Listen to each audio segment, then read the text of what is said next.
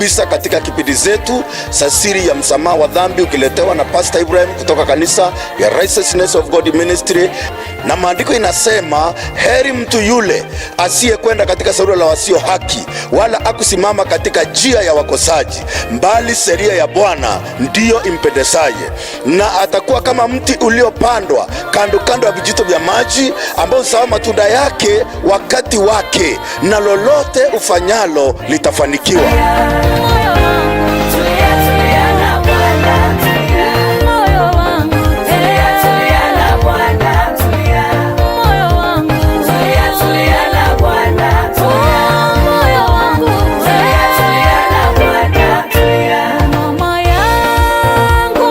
Mtazamaji, nakaribisha katika kipindi chetu cha siri ya msamaha wa dhambi, ukiletewa na Pastor Ibrahim kutoka kanisa ya Righteousness of God Ministry hapa Lare. Tukaribisha mtazamaji wetu kwa makofi, sangwe na vigelegele. Nashukuru Mungu kwa nafasi hii amenijalia mara tena, ili mpendwa tukutane katika studio hii ya Meru TV, ili tusindi kuendelea kuhubiri neno la Bwana.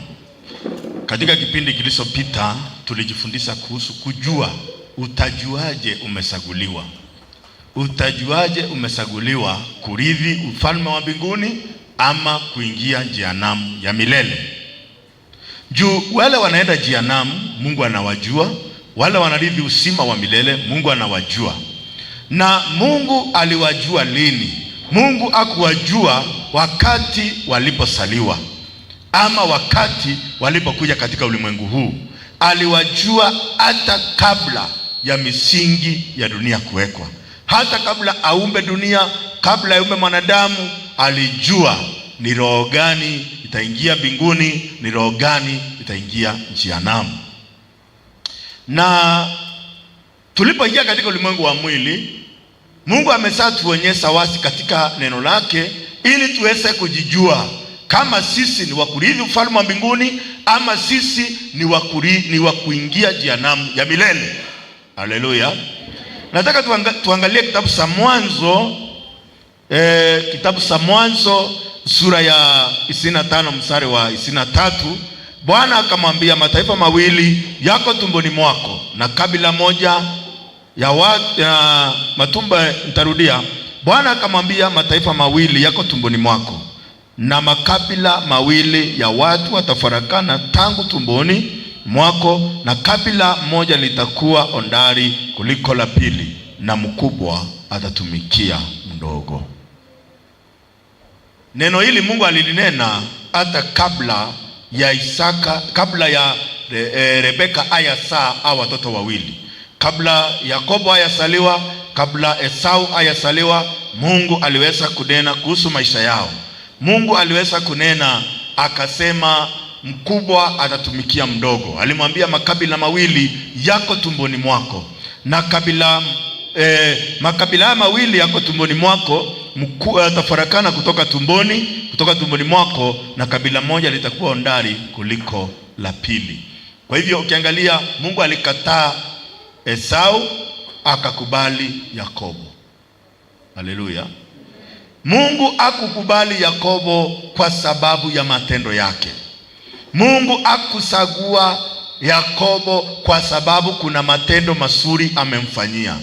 Mungu hakukataa Esau kwa sababu alifanyia Mungu mabaya. Hapana. Tuangalie Biblia. Katika ufafanuzi wa neno hili, tunaweza kupata ufafanuzi wa neno hili katika kitabu cha Warumi 9 mstari wa 11. Kwa maana kabla hawajazaliwa wale watoto, wala hawajatenda neno njema wala mbaya, ili lisimame kusudi la Mungu la kusagua, si kwa sababu ya matendo, bali kwa sababu ya nia yake aitaye.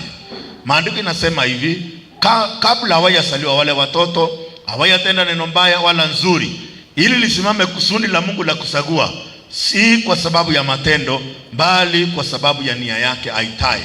Mungu hasagui mwanadamu kwa sababu ya matendo yake kuwa mazuri ama matendo yake kuwa mabaya. Usaguzi wa Mungu ulianza hata kabla ya misingi ya dunia kuwekwa. Kabla tuendelee na hili neno katika kitabu cha Waebrania, katika kitabu cha Warumi, nataka turudi kitabu cha Efeso kidogo ili tuweze kuangalia neno hili. Kitabu cha Efeso sura ya 1 mstari wa 4, kama alivyotusagua katika yeye kabla kuwekwa msingi wa ulimwengu, ili tuwe watakatifu, watu wasio na hatia mbele zake katika pendo. Kwa hivyo hapa maandiko inaeleza vizuri, kama vile alivyotusagua katika yeye kabla kuwekwa misingi ya ulimwengu, ili tuwe watakatifu, watu wasio na hatia mbele zake katika pendo. Wale aliowasagua tangu asili, wale aliowasagua hata kabla misingi ya dunia kuwekwa, hawa ni watakatifu. Na ndio unaona wale hawakusaguliwa hawawezi kujiita watakatifu, hawawezi kukiri wao ni watakatifu, kwa sababu hawakusaguliwa wawe watakatifu. Huwezi kuwa mtakatifu kwa sababu ya kujitakaza, bali wewe unaweza kuwa mtakatifu kwa sababu ulisaguliwa tangu mwanzo uweze kuwa mtakatifu. Haleluya. Na ndio maandiko inaeleza, kwa maana alitusagua katika yeye kabla ya kuwekwa misingi ya ulimwengu. Kabla siyaeleza kuhusu vile tunafanyika watakatifu ili tuweze kujua tulisaguliwa, nataka tuangalie kitabu kingine, kitabu cha Ufunuo 13 mstari wa 8. Maandiko inasema, na watu wote wakahao juu ya nchi wakamsujudia, na kila ambaye jina lake alikuandikwa katika kitabu cha uzima cha mwanakondoo aliyechinjwa tangu kuwekwa misingi ya ulimwengu. Mwanakondoo aliyechinjwa tangu kuwekwa misingi ya ulimwengu. Kwa hivyo ukiangalia, mwanakondoo alichinjwa hata kabla ya misingi ya dunia haiyawekwa. Mwanakondoo huwakilisha Yesu Kristo. Yesu Kristo alikuwa amefia dhambi zetu hata kabla ya mwanadamu kuumbwa, hata kabla ya dunia kuwekwa, misingi ya dunia kuwekwa. Na hapa inasema wale hawakuonekana. Ukiangalia, kuna wale wameandikwa katika kitabu cha mwanakondoo na kuna wale hawajaandikwa katika kitabu cha mwanakondoo. Wale hawajaandikwa katika kitabu cha mwanakondoo watatupwa katika giza la nje, mahali kuna kilio na kusaga meno. Lakini wale wameandikwa katika kitabu cha uzima katika kitabu cha mwanakondoo watarithi uzima wa milele. Na wale ambao wameandikwa katika kitabu cha uzima hawakuandikwa siku ile waliamini, hawakuandikwa siku ile walisaliwa, waliandikwa hata kabla ya misingi ya dunia kuwekwa. Amen. Hebu tuweze kuangalia katika kitabu cha Mathayo. Tufungue Biblia zetu kitabu cha Mathayo 25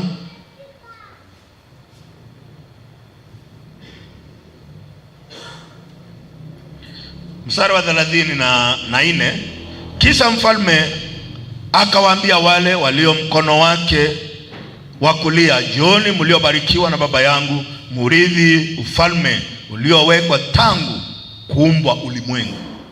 Ndio wale walio mkono wake wa kuume atawaambia, karibuni nyinyi mliobarikiwa na Baba yangu, murithi ufalme uliowekwa tayari tangu kuumbwa ulimwengu. Kwa hivyo hao wanaambiwa karibuni nyinyi mliobarikiwa.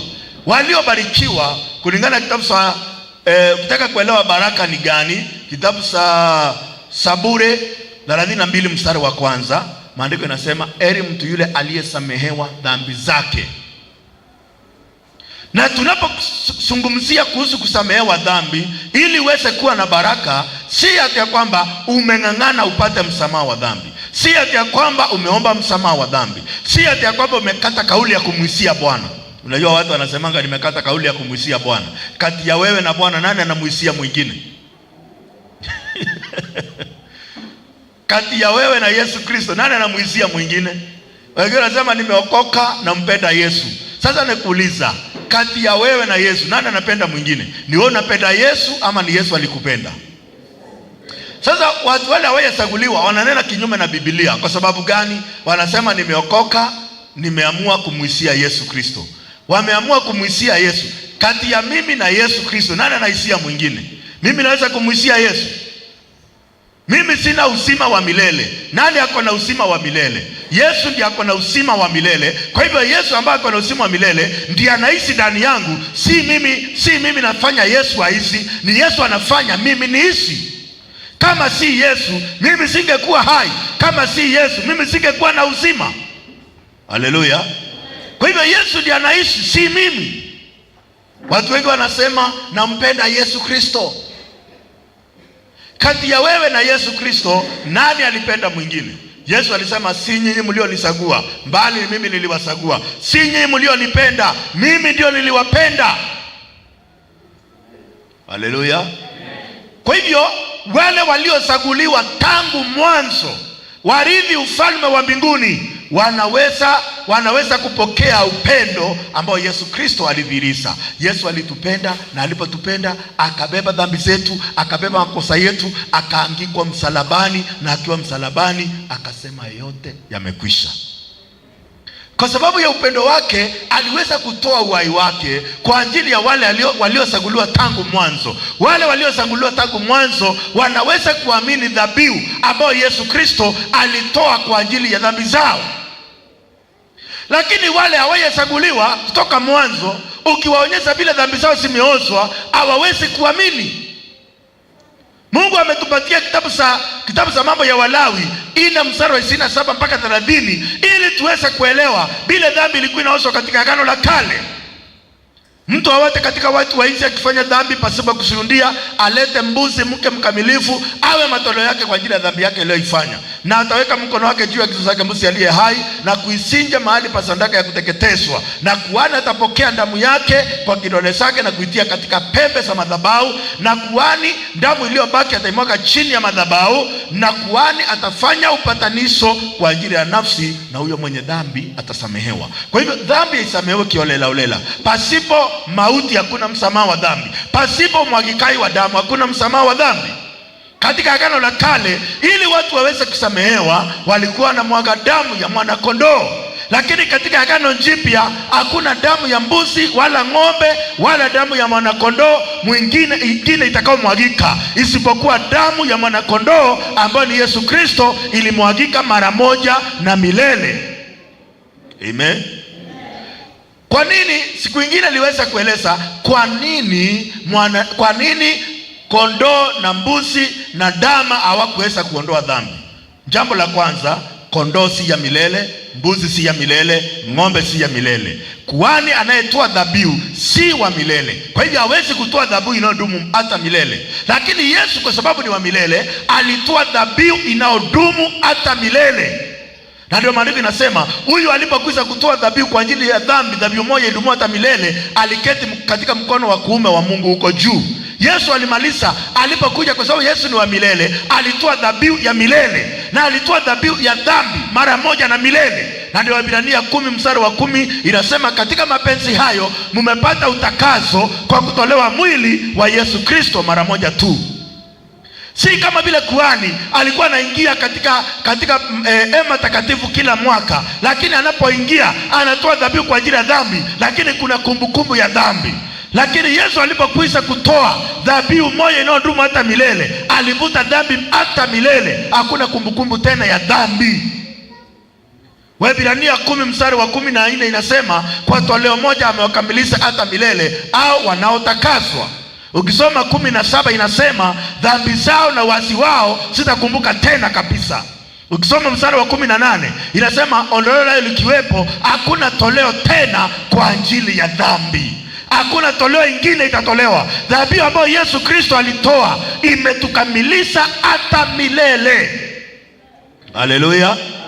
Kwa sababu gani? Ukisoma kitabu cha Mhubiri, maandiko inasema namna gani? Mhubiri 3 mstari wa 14, maandiko inasema kazi ile Mungu aifanyayo itadumu hata milele, haihitaji kuongezwa wala kufunguzwa kitu.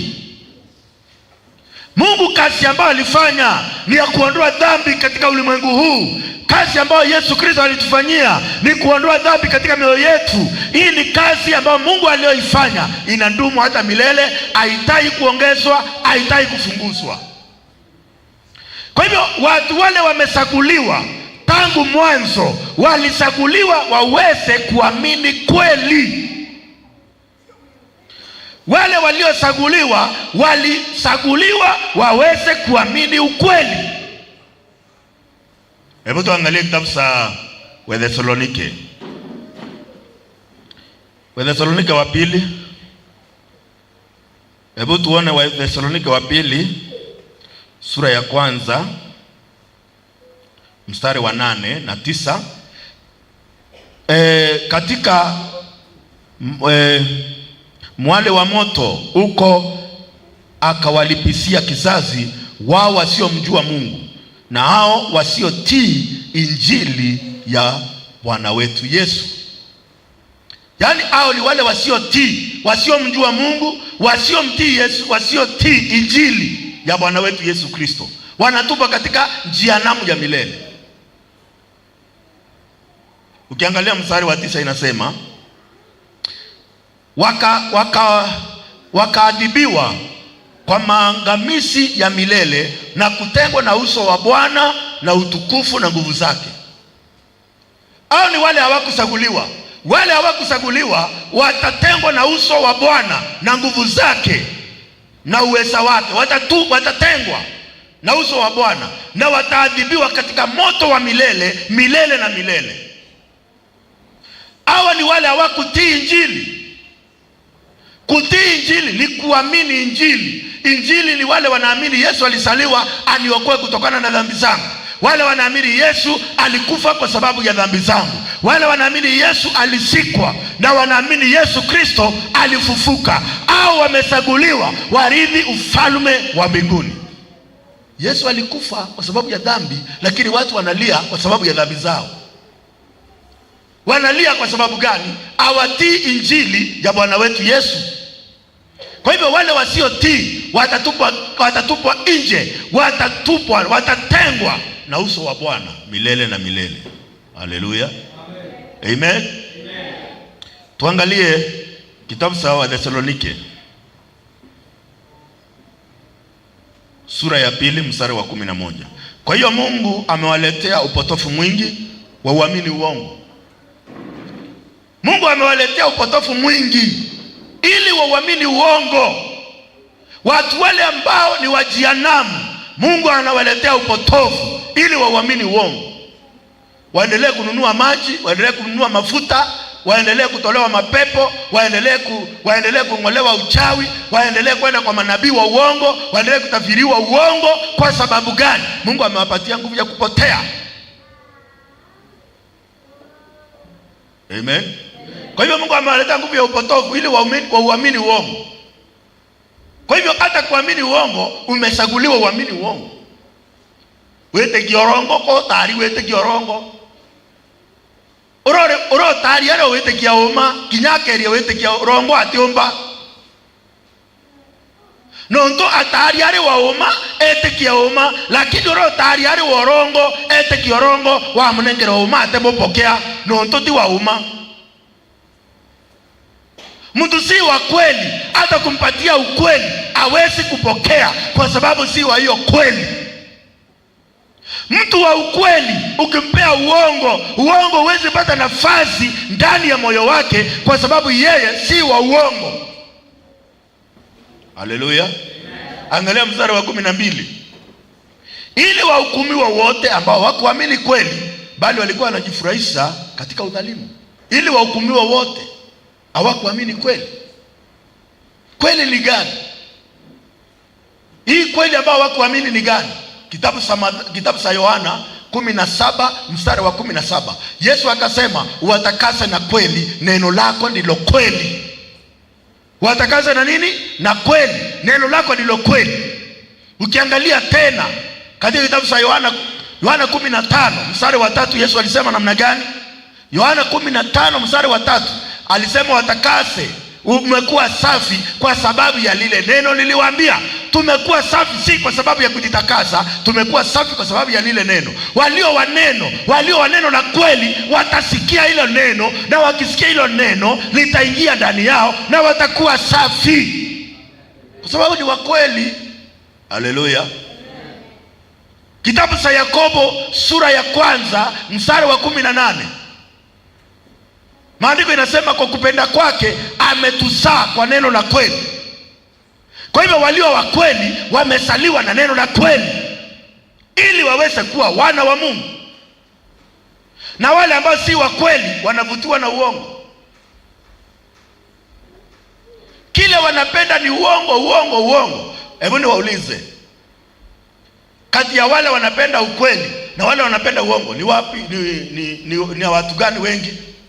Baba inge baba kwenda umama baba ndorogo. Haleluya. Wakati unaambiwa ukweli, unasikia ama usikii?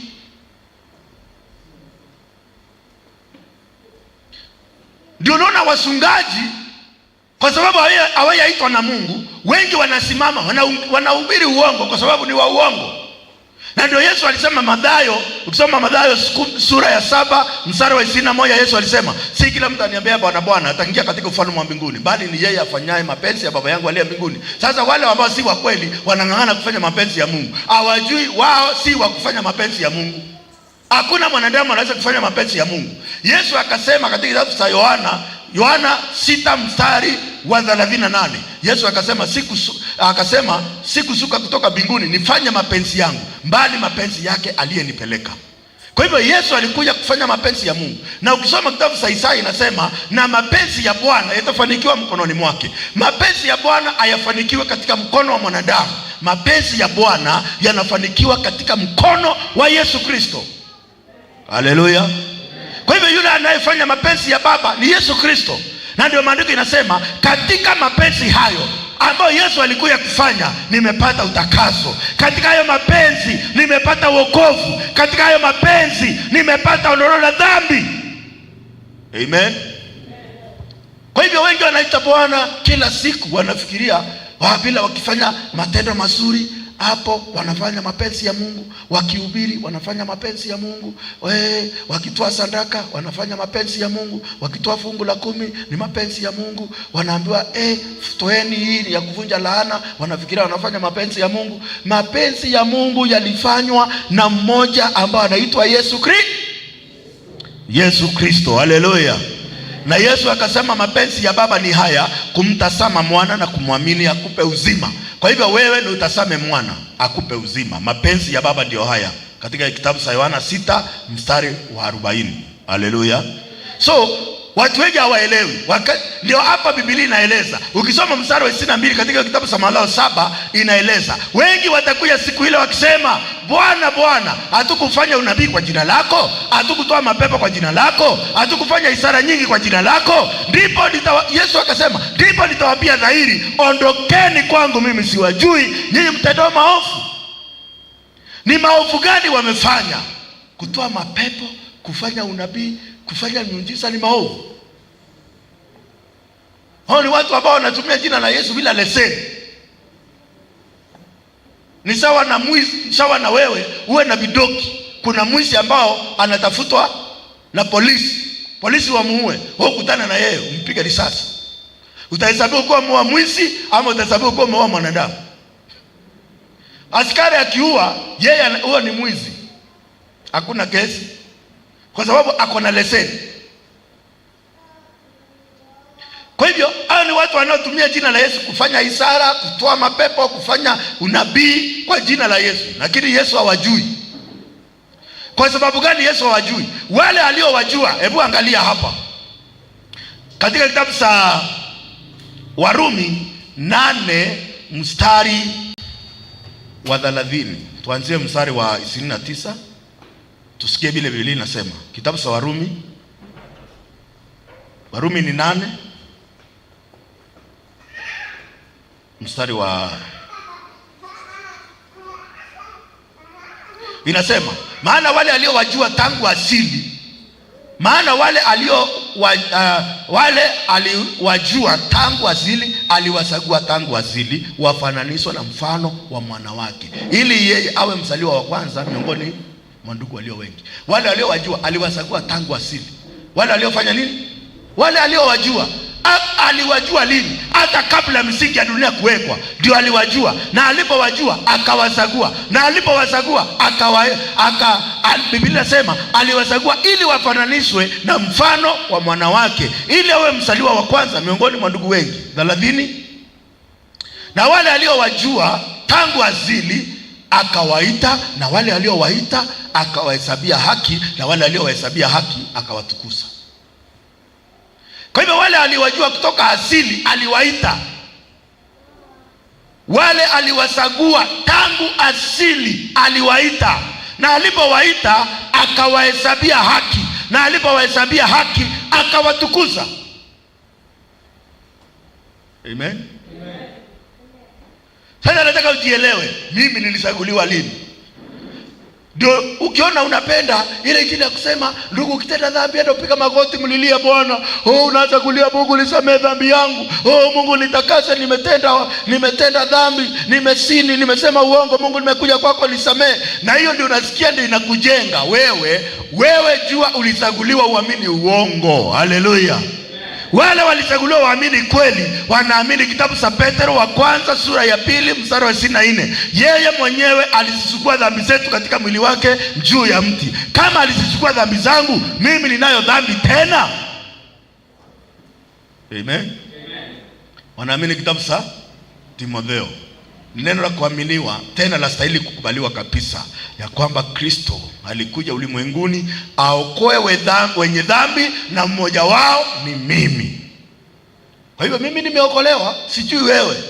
Yesu alikuja ulimwenguni aokoe wenye dhambi. Wa kwanza wao ni nani? Ni mimi. Haleluya.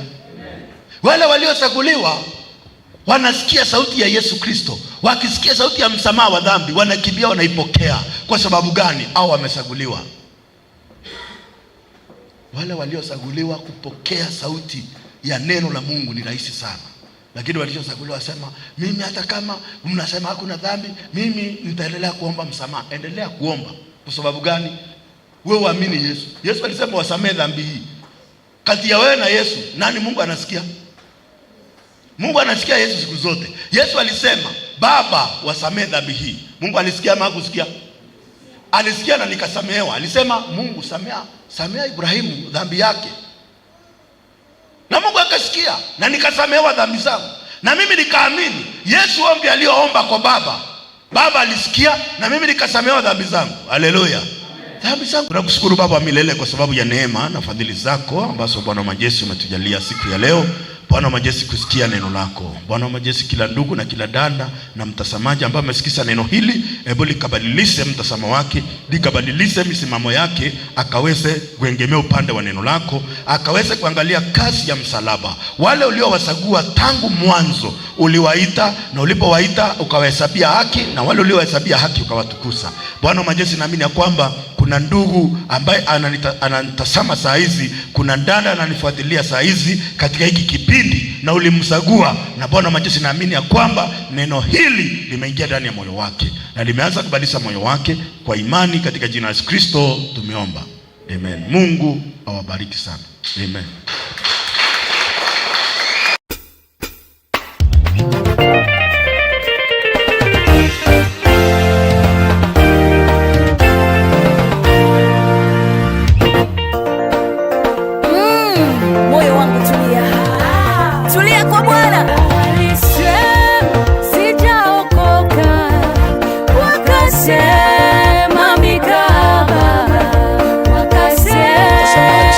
Karibisa katika kipindi zetu za siri ya msamaha wa dhambi, ukiletewa na Pastor Ibrahim kutoka kanisa ya Righteousness of God Ministry.